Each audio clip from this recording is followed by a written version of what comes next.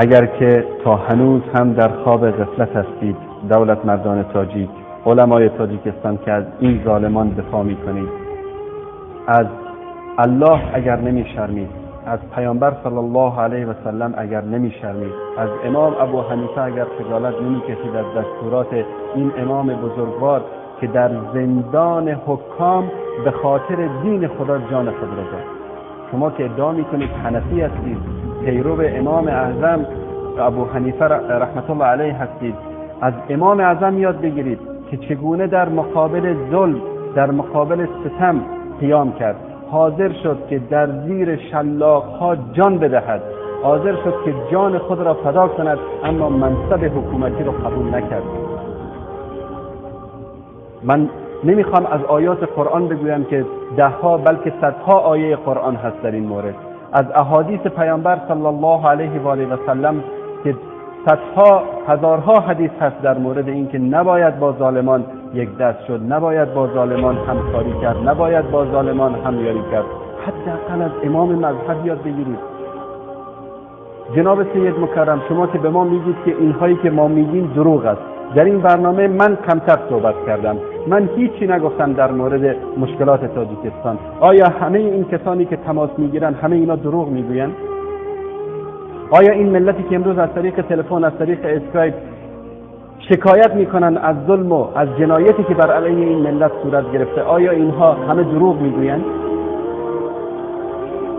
اگر واقعا حنفی هستید و پیرو امام اعظم ابو حنیفه رحمت الله علیه هستید، از این امام بزرگوار یاد بگیرید که حاضر شد در زیر شلاق‌های حکام جان بدهد، اما حاضر نشد که منصب حکومتی را قبول بکند، زیرا نمیخواست در کنار حکومتی قرار بگیرد که به کسی ظلم شود، نمیخواست در کنار حاکمی قرار بگیرد که به کسی ظلم شود. امروز متاسفانه شما برای این حکومت چهره دینی ساخته اید. امروز مردم میگن جناب مفتی تاجیکستان عالم دین است، فلانی فارغ التحصیل فلان دانشگاه اسلامی است که رئیس فلان کمیته دینی شده است. از خدا بترسید.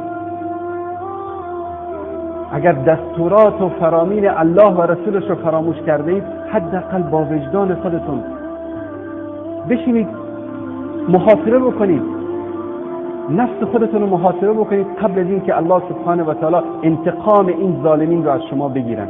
در همین همسایگی شما در افغانستان دیدید که الله سبحانه و تعالی با ظالمین چگونه رفتار کرد. همونایی که در کنار ظالمین قرار گرفتن، همونایی که همین کسی که قشون سرخ اتحاد جماهیر شوروی را به افغانستان آورد، در سرحد ترمز جان داد، با مرض سرطان جان داد، همین روزها یک آمپول براش نفرستادن، دارو براش نفرستادن، اجازه دخول ندادن، همونجا جان داد در حیرتان، همونجا دفن شد. عاقبت کسانی که در خدمت ظالم‌ها، در خدمت فاسق‌ها، در خدمت حکامی که به ملت خودشون ظلم میکنن قرار بگیرد، عاقبت اونها این گونه خواهد بود. بترسید جناب مفتی تاجیکستان، جناب رئیس کمیته دین تاجیکستان، علمایی که در کنار این دولت قرار گرفتید و از ظلم این دولت حمایت میکنید، بترسید از روزی که یک وجب خاک در تاجیکستان پیدا نکنید که در اونجا پنهان شوید. از سرگذشت قذافی عبرت بگیرید. 10 سانتی متر خاک در لیبی پیدا نمیشد که قذافی در آنجا پنهان شود.